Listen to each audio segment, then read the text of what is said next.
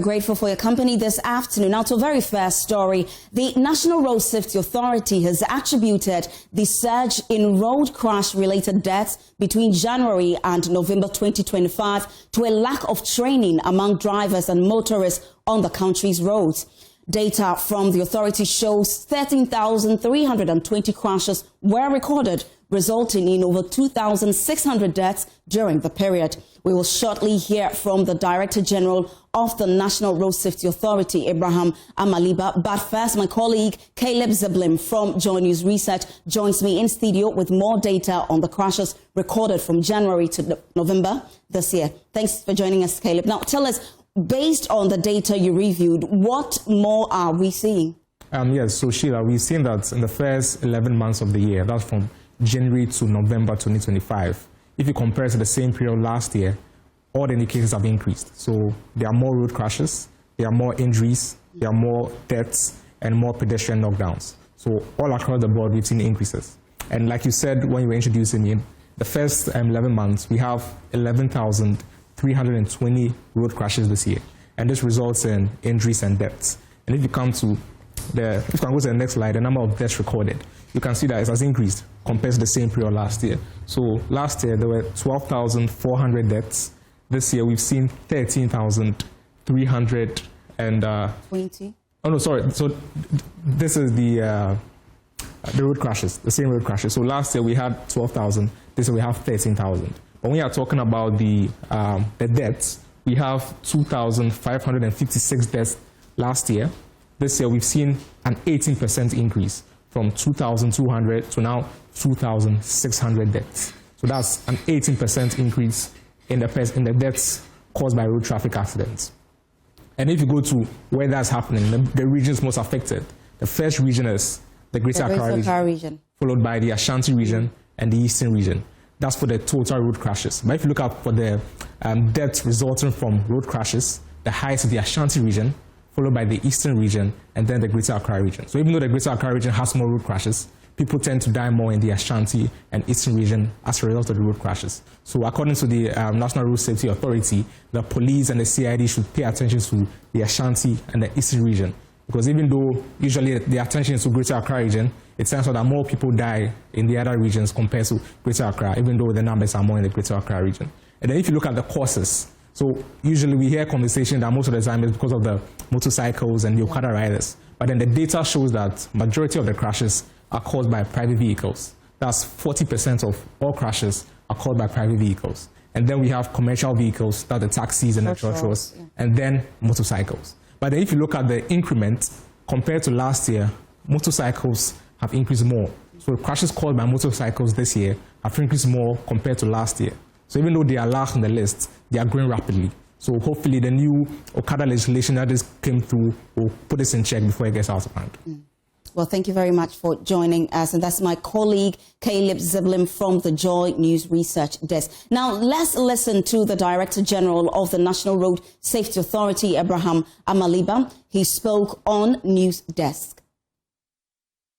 Overspeeding is one. Then you have non-compliance of road regulations is another. The third one could be attributed to the fact that these motorists or drivers have not been given any training whilst they ply their trade. So these are the three causes I can readily mention. I'm happy to announce that at least during the Yuletide, especially 24th, 25th, 26th, we've not heard of any major accident as compared to the previous years. That for me is a good thing. Before the period of the Yuletide, we had partnered some institutions like Bloomberg to do some education, and your reporter was there. We have also partnered Zane. What we have not been able to do is to roll out a massive campaign, and this was because of lack of funding. But I'm happy to announce to you that beginning January, the road fund, which is now called Road Maintenance Trust Fund, will release some monies to us for us to engage on massive campaign. We are currently working with the Ministry of Health, and you are talking about improved data. So we are working on Ministry of Health, the hospitals. We are also working with the police MTTD so that we can synchronize and harmonize our data.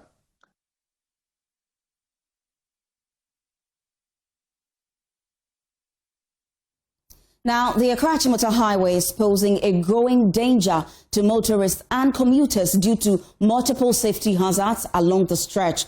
Broken guardrails, huge rocks, and falling street light poles remain unattended, increasing the risk of avoidable accidents. Drivers who spoke to JoyNews expressed concern about the exposed sections of the road, warning that the damaged guardrails leave road users vulnerable. They're calling on the Roads and Highway Authority to act swiftly to fix the hazards and restore safety on the highway. Angela Asantua Amwako has more in this report.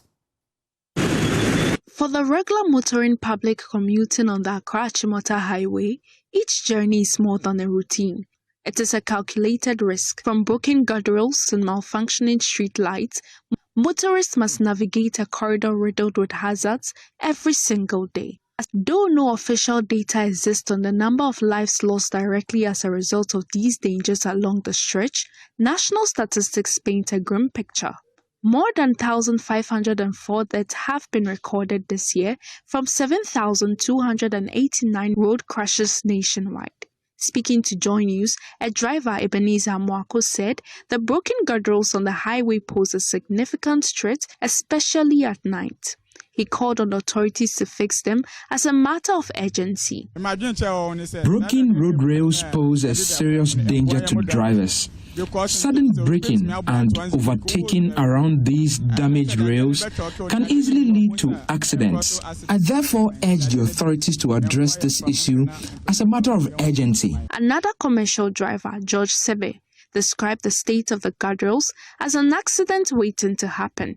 He added that the damaged and crooked rails have become targets for scrap dealers. He urged government to replace all broken guardrails on the highway. When road rails break, they often fall into the middle of the road, creating serious danger, especially in the evenings when streetlights are not functioning.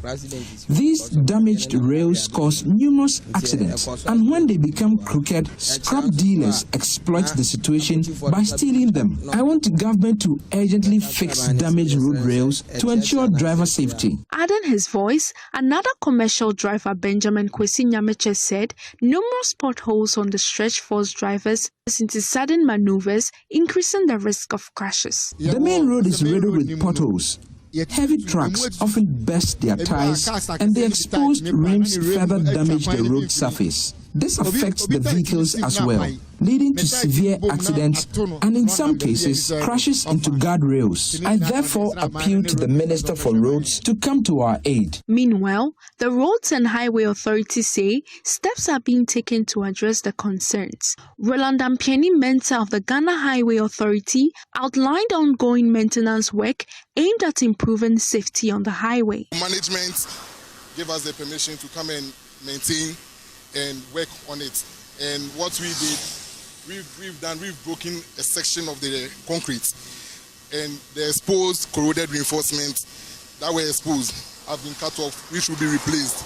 Then later a new concrete will be casted to get back the retaining wall in its right shape.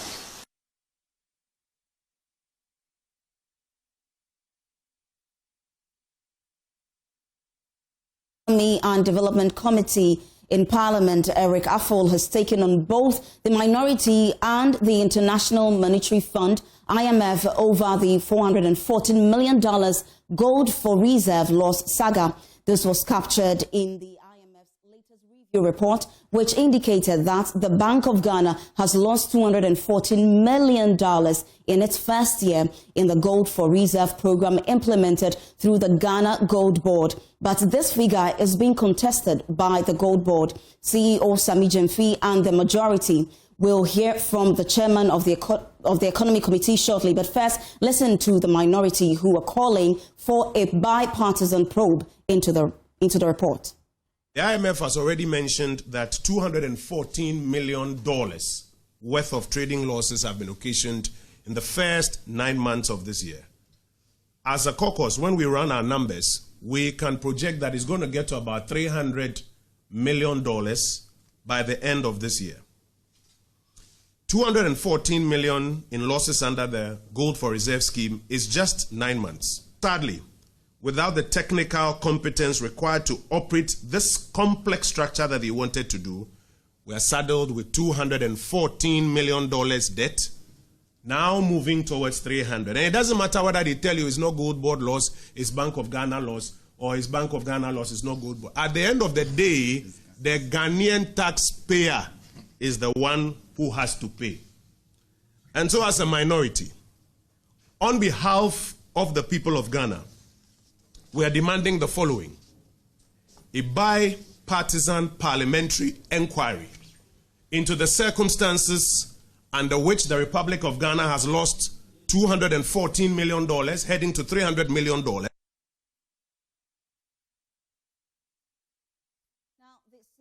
GoldBod Samijan has, however, in a Facebook post said the amount cannot be described as a loss since the company's books have yet to be audited. His position is shared by Chairman of the Economy Committee, Eric Affol, who disputed the IMF report and called out the minority over their call for a bipartisan probe. The MPP is jumping before the gun. I'm saying confident that the $214 million cannot be described as we speak today as losses. Cannot be described as losses. It is a cost. It is a transactional cost to the GoldBod. So I really don't see this one as something which is a loss, but it's a cost. Transactional. The reason is, as we speak today, the GoldBod itself has not come out with its financials to know its total transactions, what came about it, and what they've done so far. So this is just an information, which to us is a cost. But are you then disputing the fact put out by the IMF? Yes, simply because, as I speak today, as a chairman for the Economy and Development Committee of Ghana's Parliament, which we subpetend before the Bank of Ghana, subpetend before the GoldBod, we've not seen the financial. So when we come out and declare that GoldBod is in losses of this, which document am I using to prove it?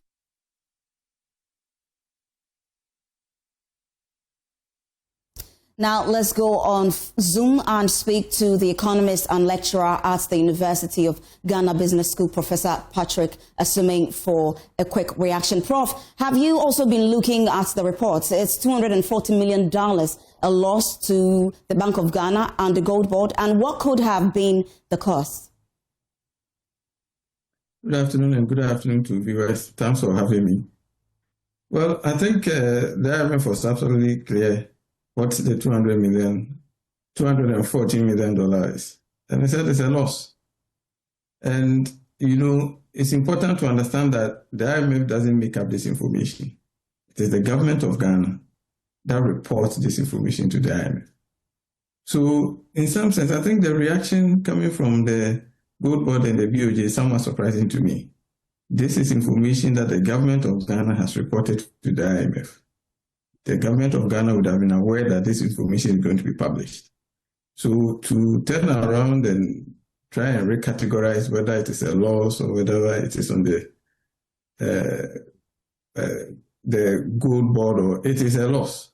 I think the IMF concern is that the loss should not be on the books of the central bank because it affects its operational capacity. And I think that's what I'm saying. The IMF is not saying the program should be stopped. And the idea that we have to wait for the GoldBod to report or to audit its annual report before we say it's a loss, I think that's absolutely not founded. In the IMF program that we are on, some information are reported monthly, some are reported quarterly, some are reported half yearly, some are reported yearly. So if you have reported this information, and the IMF is giving analysis of that, I don't think that the reaction should be to push back or try to deny what we, the government of Ghana, has reported. I think what we should do is that, yes, the domestic gold purchase program is bringing us reserves and serving some purpose. They are just flagging that these costs should not be pushed on the central bank. I think we should just accept it in good faith and find ways to minimize the loss. In terms of what the source of the loss is, it is clear in the IMF statement. Part of it is trading losses. Yeah. Trading losses will mean that the price that we are paying the artisanal and small-scale gold miners is higher than the price that the central bank will sell the gold and receive. That is what the trading loss will be. The other thing is, I said there are off-taker fees, presumably paid from the Bank of Ghana to the Gold Board. So I think exactly what this amount is and where the source is clearly documented.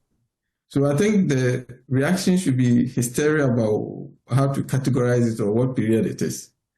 It is that there's a loss. Let's find out how we can minimize the loss. And by all means, let's not put this loss on the books of the central bank. That's all the IMF is saying. And, the IMF is being consistent because when they had the gold for oil, it raised a similar issue, that it is bringing losses to the central bank. That it shouldn't be.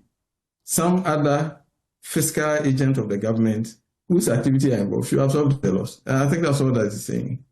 Prof, would you say this is an accounting discrepancy on our part? I don't see any accounting discrepancy at all. The economists at the IMF, they know the difference between a cost and a loss. And they won't report this until it is a realized loss. It has materialized. If you buy the gold and you haven't sold it yet, no one can say a loss has occasioned. It's only when you bought the gold and you sold it and there's a price differential that has been realized. That's the only time that you call it a loss. And that's exactly what they are talking about. If somebody says this is a cost, that person should also report to us what the revenue is. Then we make the deduction and tell what the actual loss will be. But until then, like I began by saying, this is information we ourselves have reported to the IMF. The IMF don't make up that kind of information. So we shouldn't be going around debating it and recharacterizing it as what it is. This is what we have reported. We should accept it and try and figure out how to minimize the loss, and definitely not try and put that burden on the central bank. Well, Professor, thank you so much for joining us this afternoon. And that's Professor Asuming of the University of Ghana Business School. He's an economist and a lecturer. Now, moving on, the National Anti-Illegal Mining Operations Secretariat has intensified its nationwide crackdown on Galamsey. In the eastern region, 5 Chinese nationals were arrested at Achimota for mining along the Brim River, with 2 excavators immobilized and vehicles seized. In the Western and Western North, Task Force raided sites at Hewa, destroying equipment and makeshift structures. The Ministry of Lands and Natural Resources says new programs to reclaim degraded lands and restore polluted water bodies will begin in 2026. The ministry's media relations officer, Pakwesi Shandov, told Newsdesk the permanent deployment of military officers to Galamsey hotspot will boost the fight next year.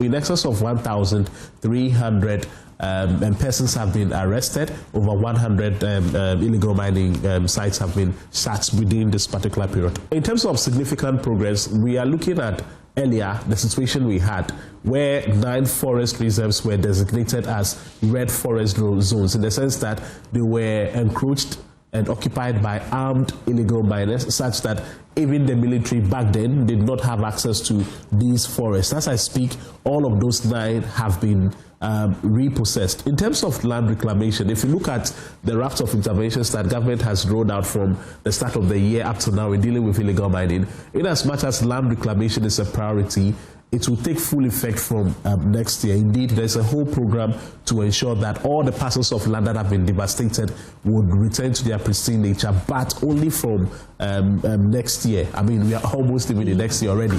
As for this year, the emphasis has been on the enforcement of the laws and the regulations, and that is why we've been seeing NIMOS do the things that they do best. So for land reclamation, we can begin to measure the results from next year, God willing.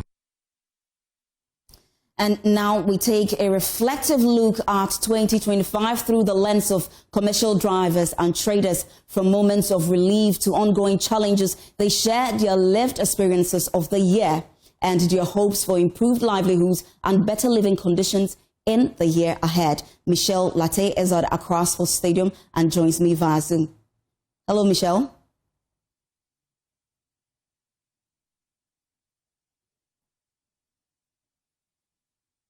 All right, let's first listen to this report. As the year 2025 comes to an end, we hit the streets of Accra to know everyone's high moments, their low moments, and the memorable moments all through the year. And of course, taking a look at how the whole year has been for them. Then we step here at the Adabraka market, speaking to traders to understand their review of the year and what they hope for into the next years.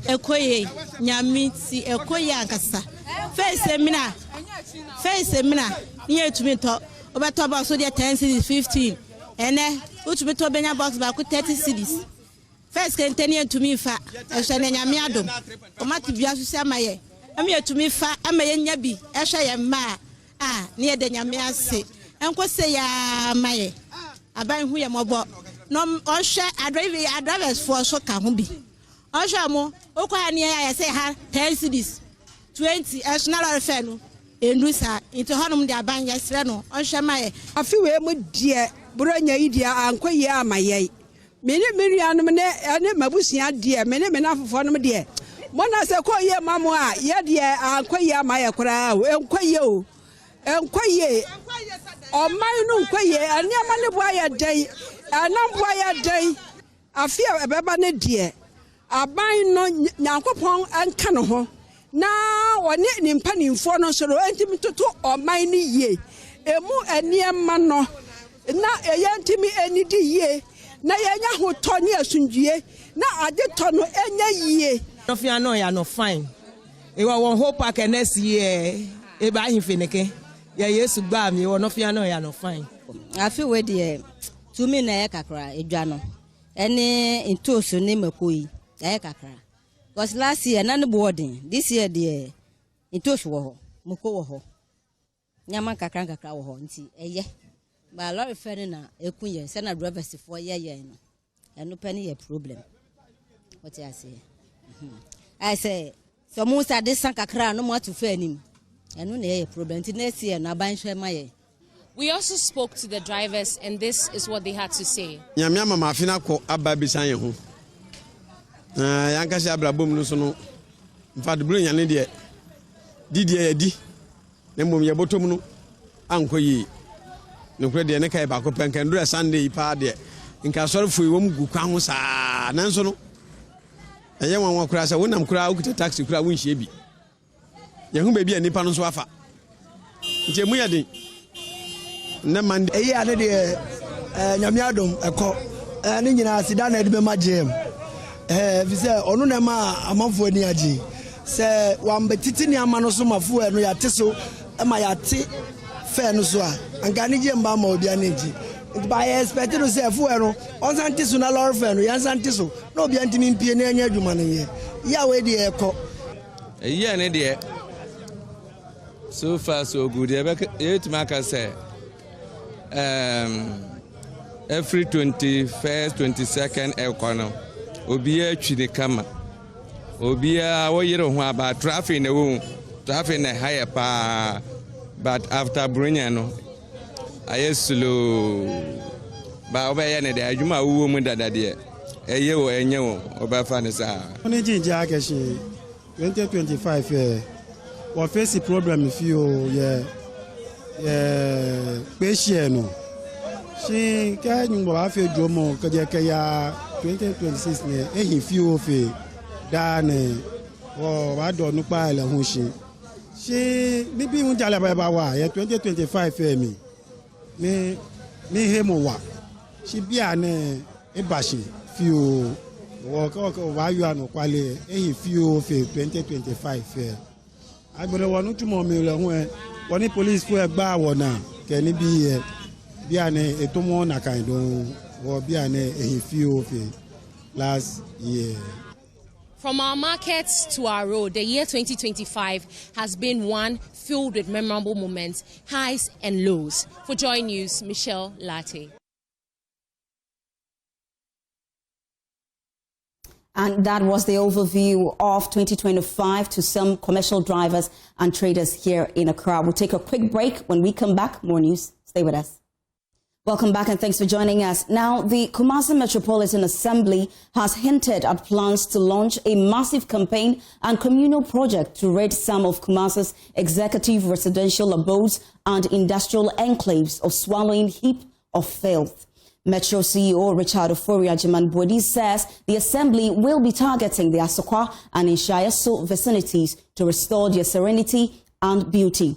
Despite facing backlash from some citizens during his first year in office, the city mayor says his office is ready to be stricter in enforcing hygienic measures that would restore Kumasi to its glory days as the Garden City of Ghana and West Africa. He spoke on the sidelines of the annual dinner and award ceremony of the Ashanti Region chapter of the Ghana Hotels Association held in Kumasi.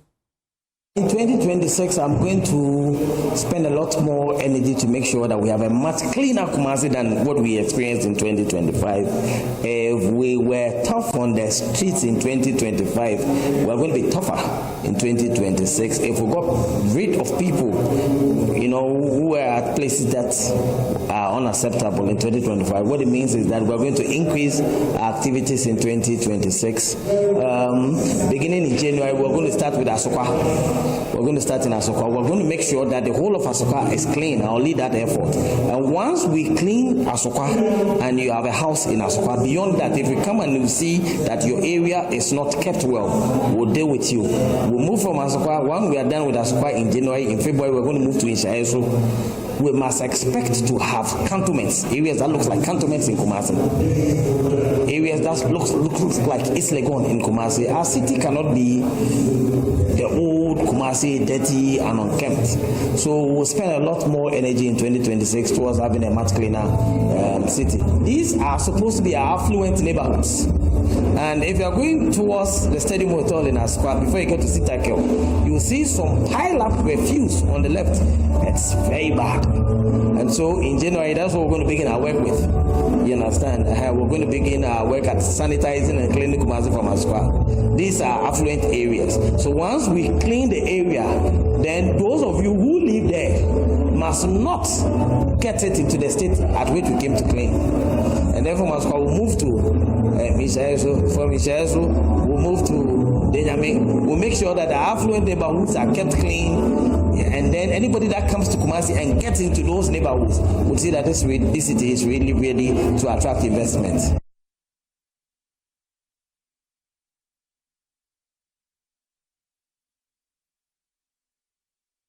Well, so much more to come here on News Today. We will take a quick break. When we come back, business is up next. Time for business here on JoyNews Today. My name is Winston Taki. In a significant boost of the local economy, the Ghana city is entering the final days of 2025 on its strongest footing in 10 years. There's more in this report. The city has defied traditional seasonal trends of end-of-year depreciation, marking a dramatic turnaround that is providing much-needed relief to the nation's private sector. For decades, the final quarter in Ghana has typically been characterized by a forex squeeze as importers scramble for dollars to stock shelves for the festive season. However, 2025 has seen a reversal of this pattern. Market data reveals that the local currency has not only held its ground, but has actively clawed back value against major global benchmarks. The scale of the city's recovery is most evident when compared to the turbulent close of the previous year. Last week, the interbank market opened with the dollar at 11 cedis 50 pesos and the pound at 15 cedis 36 pesos and the euro at 13 cedis 47 pesos.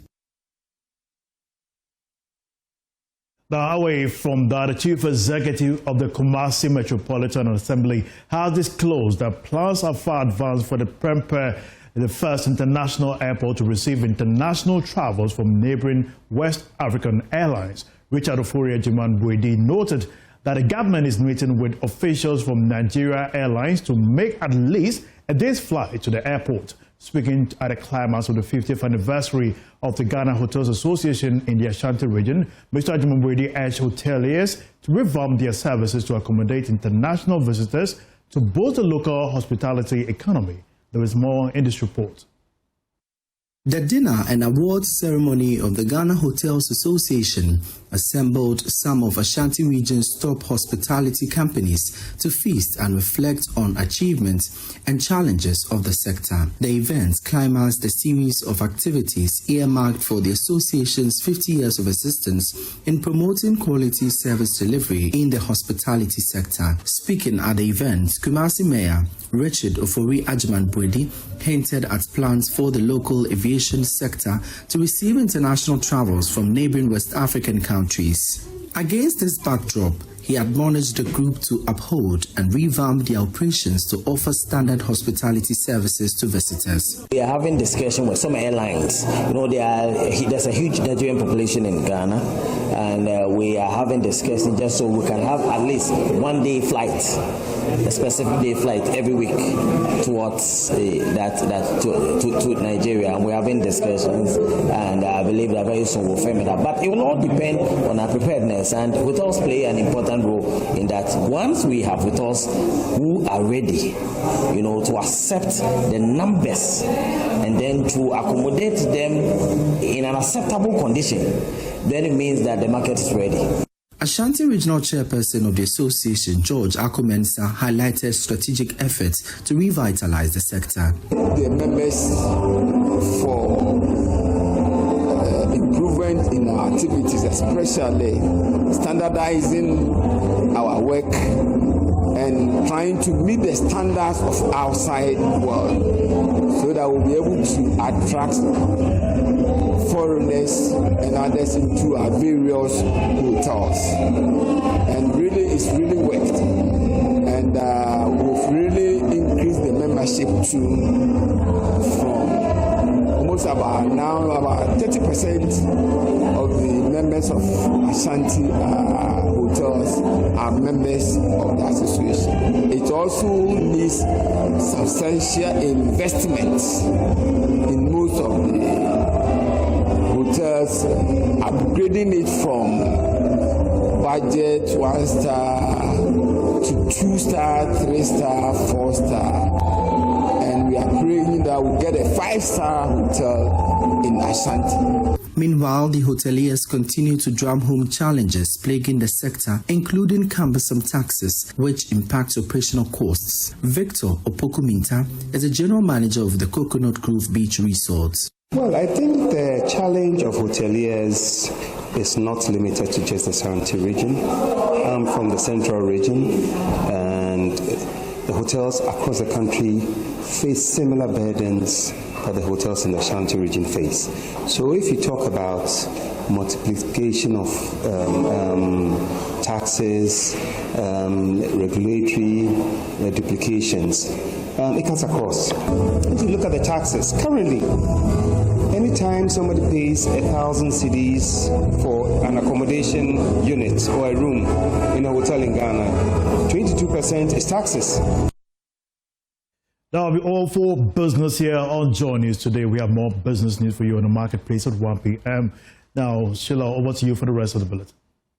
Well, so much happening at the Accra Sports Stadium. Scores of people are converging there this afternoon as they prepare to observe the traditional crossover into the new year. With nearly 40 hours to midnight on Wednesday, the venue is steadily filling up with worshippers, families and groups of friends who have traveled from various parts of the country to take part of the annual Watch Night service, which would feature declarations and worship and what have you. My colleague Michelle Latte is at the stadium. Michelle, what's the atmosphere like at the stadium right now? So currently, if you come to the stadium, you see that there's a lot of excitement building up because everyone is here. A lot of them speaking to them. They are ready to hear their testimonies, hear others' testimonies, and they are ready to cross over into the next year. We are looking at the fact that today is 30th of December. But a lot of people have thronged into this place. They are trooping in. More and more people are coming in. Speaking to some people, they say that they arrived just like around 4 a.m. And that's quite early, but they are here to join in to cross over, do our traditional crossover. Early did people start arriving, and what's drawing them there? What's drawing them to the stadium? Come again. Michelle, did you get that? How early did people start arriving?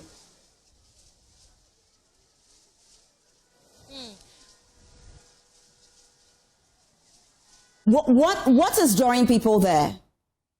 They are ready to have their prayers being answered. And that's the reason why a lot of them came in. They are looking forward to seeing a lot of miracles. Those waiting for their prophecies are also here to receive their prophecies going into the next year. So that is what is drawing a lot of people here, even from coming from the northern parts of the country to come and join them here at the Accra Sports Stadium. And how is security handling the growing crowd? And the organizers, I have one organizer here with me. Okay. Good afternoon, ma'am. And how are preparations going so far? So, good afternoon to our viewers. My name is Sanitation. I'm part of the testimony department. But I am a journalist from Abula TV. But my church is Grace Mountain Ministry. And I'm the deputy member for the department, testimony department. So, I heard you say that people came as early as 4, but people slept here yesterday. People have been here, converged here since Monday, even last weekend, to be here to familiarize themselves with the environment and even at the stadium where we're going to have the program. So far so good. Everything has been fine. If you talk about security, I can assure you that we've deployed a lot of personnel to make sure that everybody is safe here. And so far so good. We haven't heard any negative news as it stands now, but we are making sure that everybody will feel comfortable here and to wait until we start the program at 2. As you can see, the program has not started, but a lot of people, are trooping in here and there, making sure that they get their seats secured and also get all that they need to be prepared for today's program, especially the shekere that we've been announcing. I have my shekere. And that's the maracas, I believe. Yes, the maracas. And as for my department, there are a lot of people ready to testify from marriage, from traveling opportunities, from school opportunities to, can you imagine that somebody has no womb, a woman has no womb, was able to get pregnant through this altar. And we know that every 31st all night is dubbed Salvation Night, Healing and Miracles. But this convocation is the first convocation ever for Grace Mountain Ministry, spearheaded by Alpha R, the Chief Alfarian, Pastor Elvis Ajiman. And I'm telling you that wherever you are, you can't afford to miss the 2 days of Alpha R convocation. You need to be here. People are coming from all walks of life. We have the international stands over there. And if you go there, people are coming from all over the world, coming to join us in Ghana to cross over from today, starting today, 30th. Right. Thank you. So, okay. Thank you. And that's my colleague Michelle at the Accra Sports Stadium, and people are gearing up already to cross over into 2026. We'll take a quick break. When we come back, sports is next.